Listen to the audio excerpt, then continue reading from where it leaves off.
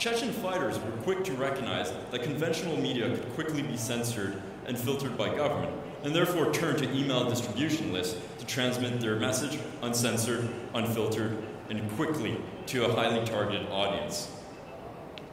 This laid the groundwork for the emergence of more sophisticated and interactive use of the internet.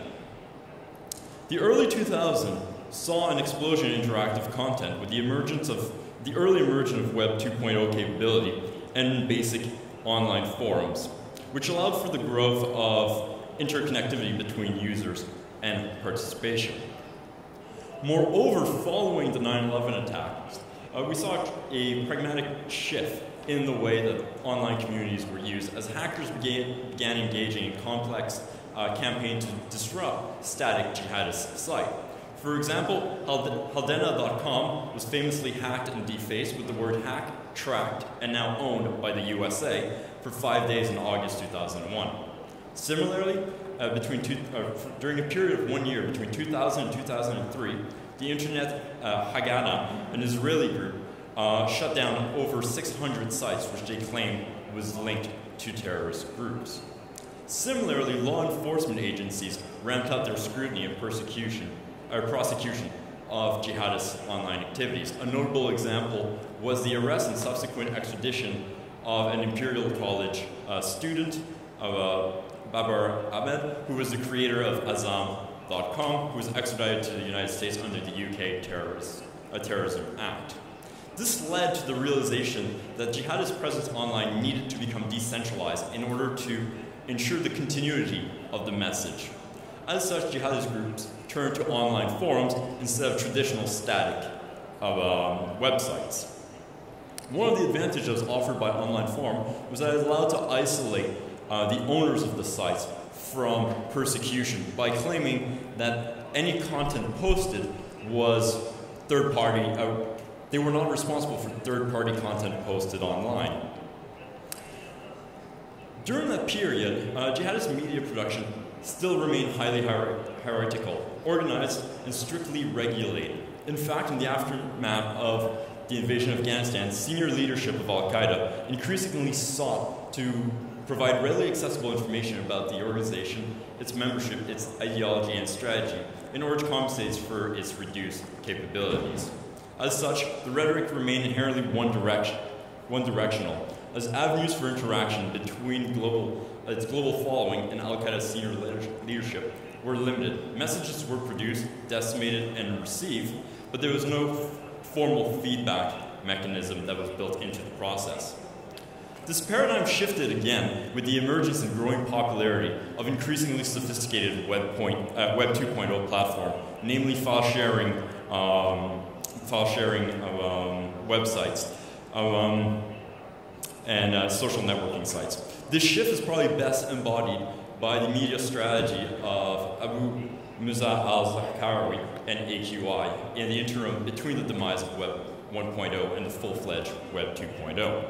In 2004, AQI released a video depicting the beheading of American civil contractor Nicholas Berg. This video was uploaded to Orange.com and within a month received more than 15 million views. In the wake of such a successful propaganda campaign, the power of video sharing websites such as YouTube became increasingly recognized as a novel arena with easy to access platform to decimate propaganda and to raise funds for future operation. Moreover, given that no Arabic language skill or high level of internet literacy are now required to access this content, YouTube became increasingly popular within jihadist circle. The last important paradigm shift happened in 2010 with AQAP's launch of the widely distributed English language online magazine entitled Inspire. With slick production values, graphic, Inspire mixed ideologically driven material with a practical, instructional, skill-building content in order to foster a do-it-yourself approach to terrorism. This was an attempt to motivate individuals in the West while lowering the skill-based barrier that had previously hampered individuals from attempting to carry out successful terrorist attacks. This led to a fundamental shift in Al-Qaeda's strategy from organizationally led jihad towards a do-it-yourself approach to terrorism, a change in the nature of terrorism, whereby terrorist organizations such as the AQAP can motivate and empower individuals to commit acts outside of the chain of command. As a result of this paradigm shift, online jihadist activity became to have a standing in their own right, which then brings us to ISIL and the problematic at hand. Military victory for ISIL represents only one part of an equation in the establishment of the caliphate. The key battle for ISIL is not solely a military one. It cannot be solely accomplished by violence. It also includes the formation of the practical basis of a society. In order to achieve the social objective, ISIL has relied on the decimation of its message to foster support both domestically and abroad through a uniquely efficient social media strategy. Although other terrorist organizations such as AQAP and Al-Shabaab have maintained Twitter accounts since 2010, they've done so in the secondary method of communication. The bulk of their content was available on extremist forums. In contrast, the distribution of information about ISIL has been done almost exclusively on Twitter, which has allowed it to reach a much larger audience. In order to frame its message, ISIL has developed a range of extraordinarily professional and sophisticated communication and social media initiatives, which are extremely easy to access and highly attractive to their audience. For example, in 2014, ISIL reviews the first issue of its online magazine, a publication which quite reminisces Inspire magazine. Each issue reaffirms key themes, strategic exploit, ideological constructions, as well as speeches from ISIL's leadership. In addition, it also contains powerful imagery of ISIL's military and state-building endeavors, such as image of wounded ISF soldiers, the distribution of food and water by ISIL fighters in region under its control, victorious periods of militant and invaded city, and the destruction of Shia and Sufi shrines, as well as the execution of prisoners and members of religious minority.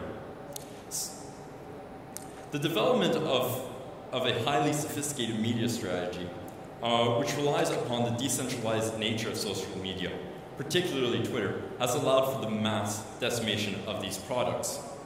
Content is created under the guidance of ISIL strategists and decimated through sympathizers at the grassroots level. Therefore, the message of ISIL's communication remains strategically unified, despite being disseminated through crowdsourcing. This extensive reliance on soft sympathizers, either retweeting or reposting content produced and authorized by ISIL leadership, has no clear precedent. For example, on the day that ISIL declared the establishment of a caliphate, pictures of al-Baghdadi's speeches began circulating on Twitter before the video was uploaded several times to YouTube.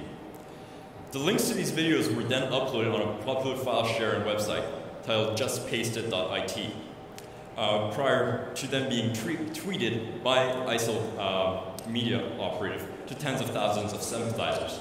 These sympathizers then in turn retweeted these links, and more importantly, copied and uploaded these links and the video itself to various new accounts.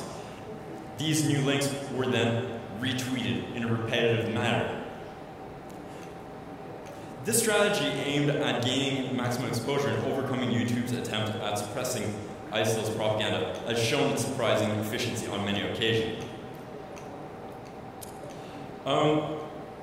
Within 2 days of the film, The Flames of Fire being released, one of the many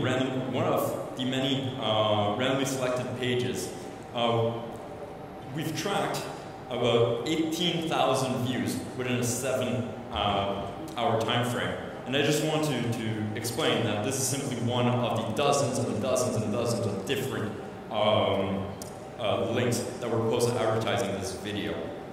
To further the strategy of crowdsourced dissemination, ISIL's affiliates have also developed an Android application called the Dawn of Glad Tiding, which allowed ISIL main's communication branch to send Twitter tweets periodically from accounts of everybody who had installed the application, thereby flooding social media with ISIL propaganda without triggering Twitter's spam detection algorithm.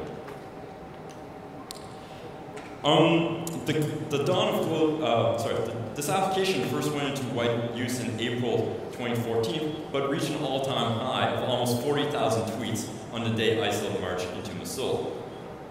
Lastly, ISIL sympathizers often engage in what is called hashtag hijacking in order to magnify its message, which involves repurposing a popular hashtag by adding unrelated tweets as a mean of infiltrating the conversation. This has been used in order to co-opt World Cup hashtags such as Brazil 2014, WC 2014, and more recently during the Scottish referendum. Yeah, last 2 minutes. Yes. All right. So, although there's nothing new about violent extremists adopting new technology, what's hardly without any precedent is the breadth of communication strategy implemented by ISIL.